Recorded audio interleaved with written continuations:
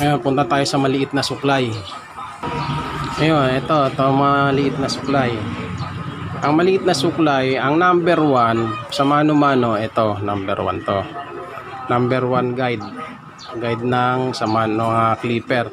Ito magiging number 1 natin.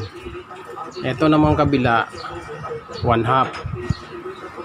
Ayan, na ano na kayo ng maliit na suklay, yun ang ito number 1 natin.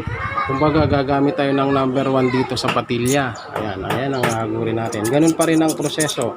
Huwag din palubog kasi mauuka rin. Mahirap maghabol. Ganun pa rin. Ayan. No, number 1 siya, number 1. Isisiksik nyo sa may tenga. Ayan, tulad yan. Oh. Sa mano-mano yan. Ganun din, pag continuous pa rin ang pagugupit, pagka nagagamit ka ng mano-mano, continuous ang gunting, continuous ganyan. Ayun, sana nakatulong tong tutorial ko sa inyo. Ayan, ang number 1. Ngayon, gamitin natin ang 0.5 sa, kung kuha sa clipper, 0.5 to, dito sa may patilya natin gagamitin. Ganun pa rin. Ayan. Yan ang 0.5 pang finish ng patilya sa mano-manong gamit. Kasi sa clipper, kumpleto na sila ng guide. May 0.5, may 1. Lahat nandyan na yung mga gamit nila. O, ayan. Nakagawa na tayo ng barbers ngayon. Ngayon, eto. Ayan, magkukorte tayo. Ayan. Kukortehan natin yan para sa pag-aahit. Pag mag-aahit tayo ng mamaya. Ayan mga kabards, sana nakakatulong sa inyo yung tutorial na to sa mga baguhan. Ganun lang ang proseso, continuous lang lagi. Huwag kayong gugupit ng paisa-isa na nakalubog ang suklay. Pag kasi nakalubog, mauuka talaga. Kaya yun ang tamang proseso ng paggugupit. Yan. Puro pagod mga kabards. Oh. Yun.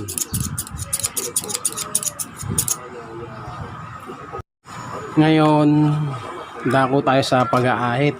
Pag nag-aahit kayo, babasain yan. Para hindi, medyo hindi siya masakit. Ayan, dito muna tayo. Ito, di ko pa nakukortehan. Kukortehan natin to. Kukortehan nyo lagi yan. Yung dulo lang ang tatanggalin nyo. Ayan. Sa pag-aahit naman, ayan, unang proseso ng pag-aahit, paghawak ganito.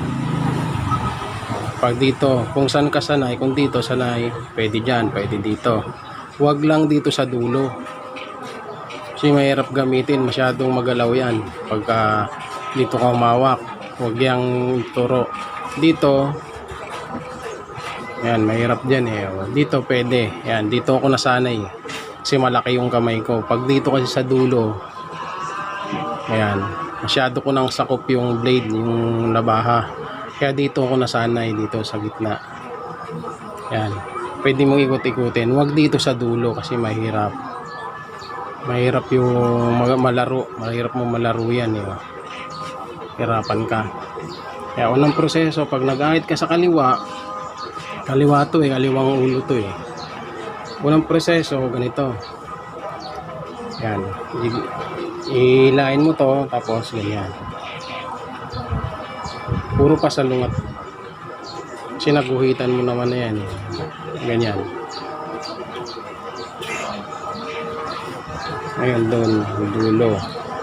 Puro dulo lang. Huwag niyong sasagarin ng mga lahati yan. Yung pinakang hairline lang niya, yun ang aahitin. Kaya pag ganyan, pasalungat, para hindi kayo magkamali. Kasi pagka ginanyan mo yan, may posibilidad na dumulas, mauuka yun. Mangangalahati ka ngayon doon. Liliit ang patilya, pag tubo, masagwa, mapangit. Kaya dulo lang kailangan. Dulo ng talim ng labaha, ng blade ang patatamain nyo sa mismong guhit. Yan. Dito naman sa kabila, dito naman tayo.